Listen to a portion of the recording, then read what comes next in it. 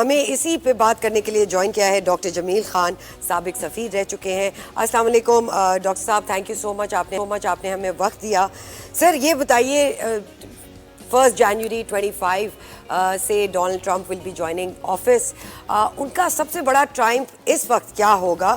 Will it be how he handles the Ukraine war, یا ان کا فوکس جو ہے وہ ٹریڈ وار کی طرف ہوگا، جس پہ وہ کافی سیمنگلی بات کر چکے ہیں پہلے؟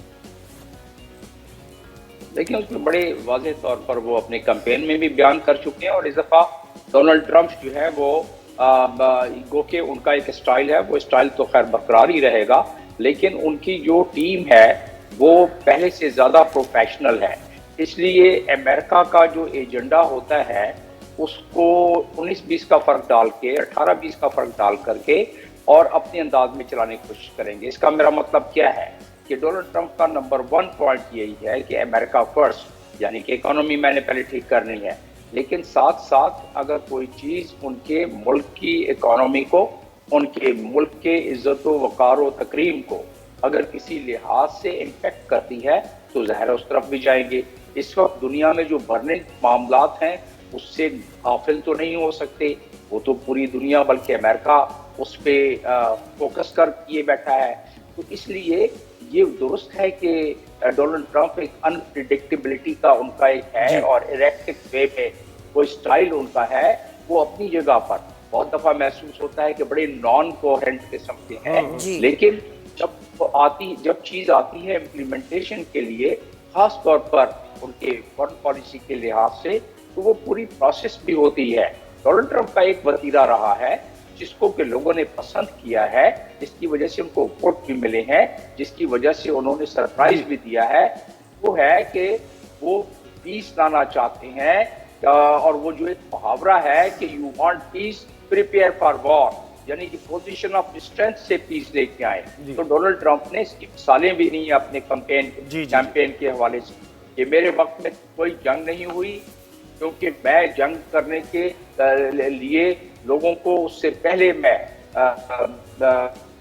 اس کو معاملات کو ایڈریس کر لیتا تھا اور ان کو بتاتا تھا، جس طرح طالبان کے حوالے جی طالبان، ہم یہی جمیل صاحب ہم یہی آپ سے بات کرنا چاہ رہے ہیں کہ یہ جو خطہ ہے پاکستان کی اسٹریٹجک پوزیشن جو ہے، جغرافیکل پوزیشن بہت ہی امپورٹنٹ ہے، اور پھر پاکستان سپر پاور سے ڈیل کرتا آیا ہے، نیوکلیر پاور ہے، تو اس خطے کے تناظر میں آپ کیا سمجھتے ہیں؟ کوئی پالیسی کوئی چینج ہوگی پاکستان، افغانستان، بھارت کو لے کر، اور پھر یہ جو دیرینہ مسئلہ کشمیر کا مسئلہ ہے، اس پر ذرا سی روشنی ڈالیے۔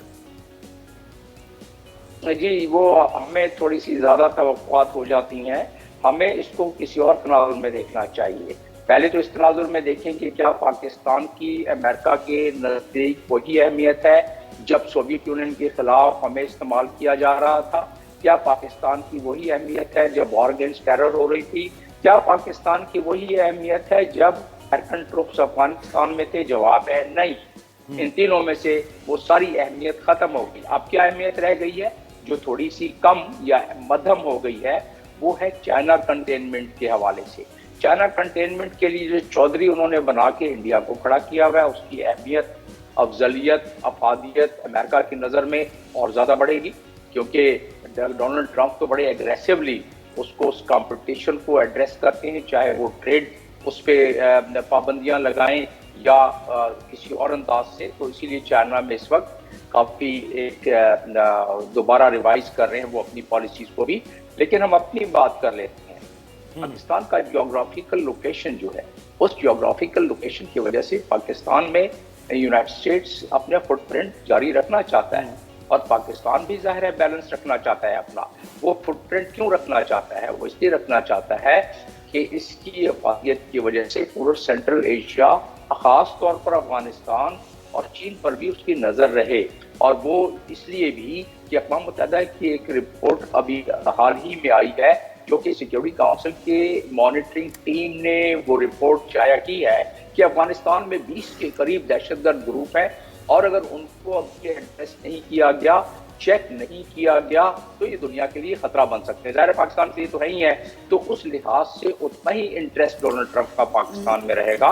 اور پاکستان نے کیونکہ اس پر ہوم ورک کیا نہیں ہے، ہمارے فارن آفس نے اور ہماری نئی جو آئی ہے خاتون फॉरेन सेक्रेटरी, उन्होंने इस पर कोई काम अब नजर नहीं आ डॉक्टर रहा है। जमील ये भी बताइएगा प्लीज, ये भी बताइएगा कि जब अगर डोनाल्ड ट्रंप की क्योंकि एग्रेसिव टोन रही है when it comes to China, अगर वो 40 to 60% टैरिफ्स लगा देते हैं चाइना पे, तो Pakistan does come in a little difficult situation, तो उस वक्त पाकिस्तान का स्टांस क्या होगा?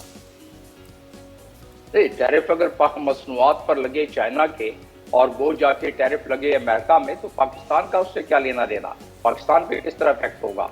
पाकिस्तान पे किस तरह चीजें महंगी होंगी? पाकिस्तान को तो कुछ नहीं होगा उसमें। सर बिकॉज चाइना चीज़ ये है कि पाकिस्तान अमेरिकन की जो दोस्ती है उसमें obviously Pakistan would want to keep a positive front.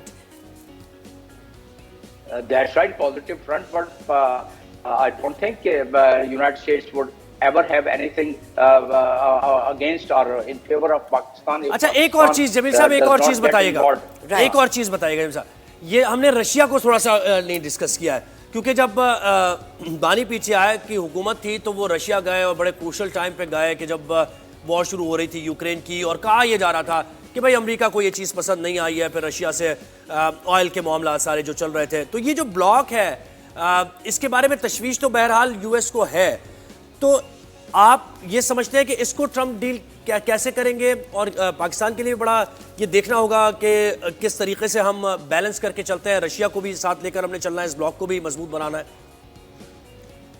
यही तो हमारा इम्तिहान है, और इसी के लिए मैं जिक्र कर रहा था कि हमारे फॉरेन ऑफिस को जरा थोड़ी सी तनदही के साथ, क्योंकि एडवांस में तो कोई प्रेपरेशन की नहीं है, या जो हमारा पड़ोसी मुल्क है वो एडवांस में प्रेपरेशन कर रहा होता है, यानी कि जो ट्रंप की कैबिनेट, जो कि अब तो उनके फोटो भी छप गए हैं, अगर आप फॉरेन ऑफिस में कोई आपका नुमाइंदा हो, फोन करके पूछे कि कोई आप लोगों की तैयारी है, क्योंकि नई कैबिनेट जो आ रही है उससे कोई इंगेजमेंट आपके सफारतखाने ने की है या किसी और अंदाज में की है, जवाब मिलेगा नहीं। तो आ जाते हैं रशिया और उस मामले में, इस ब्लॉक के मामले में ये सबसे बड़ी फिक्र है अमेरिका की।